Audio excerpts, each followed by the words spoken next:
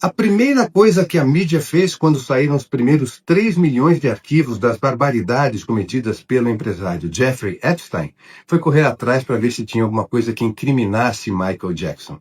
E eles deram com os burros na água. A foto que encontraram dele ao lado do Michael não foi tirada na Ilha dos Horrores, onde ele e outros bilionários abusavam de crianças e adolescentes. Ela foi tirada na Flórida, onde o Michael estava procurando uma casa para alugar, e um consultor financeiro apresentou ele ao Epstein. E nessa foto dá para ver que o Michael está visivelmente constrangido ao lado daquele monstro. Aí foi encontrada uma gravação telefônica do Michael apavorado, dizendo que ele estava sendo perseguido, que tinha gente querendo matá-lo.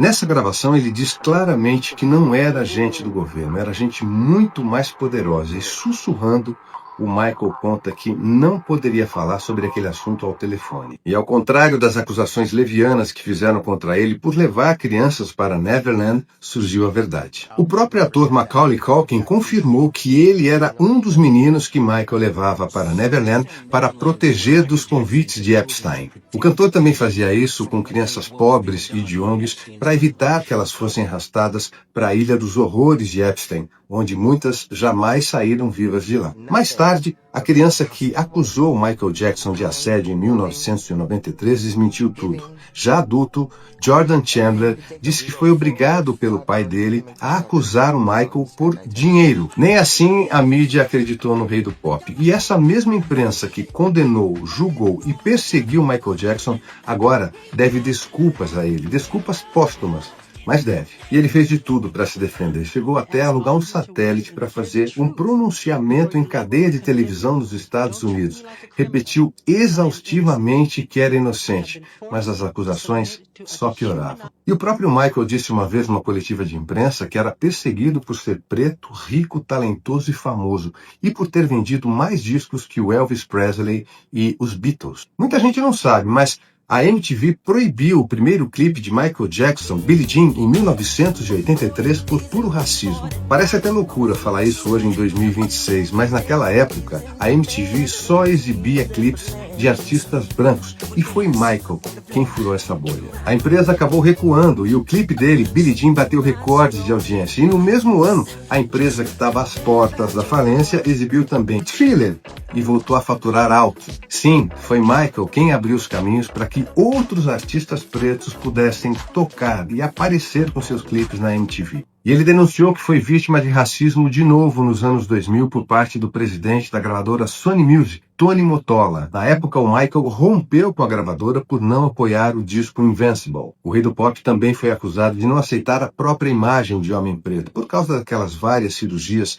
que ele fez no nariz e depois da questão da pele, que foi clareando. Só que todo mundo criticava sem saber o motivo. O Michael foi espancado pelo pai para trabalhar, para cantar, para dançar desde pequeno. Eles também diziam que o Michael era o mais feio da família. E esse tipo de violência doméstica na infância causa traumas que a criança não esquece para o resto da vida. Michael não achava que era bom o suficiente e tentava sempre se superar para mostrar que era talentoso. E ele não conseguia lidar com a própria imagem porque lembrava a cara do pai dele, o homem que, além de bater, mandou castrar quimicamente o filho para que a voz infantil dele não mudasse. Foi tanta perversidade que ele sofreu ao longo da vida que o Michael acabou desenvolvendo problemas de autoestima e autoaceitação, além de vários problemas psicológicos. Ah, mas por que o Michael quis ficar branco? Não, ele não quis ficar branco. Ele tinha uma doença autoimune e crônica chamada vitiligo, que provoca a perda da pigmentação da pele e aí causa manchas brancas na pele. Há quem diga que ele tomou remédios para acelerar esse processo e uniformizar as manchas porque o Michael não queria que os milhões de fãs que ele tinha no mundo vissem ele daquele jeito.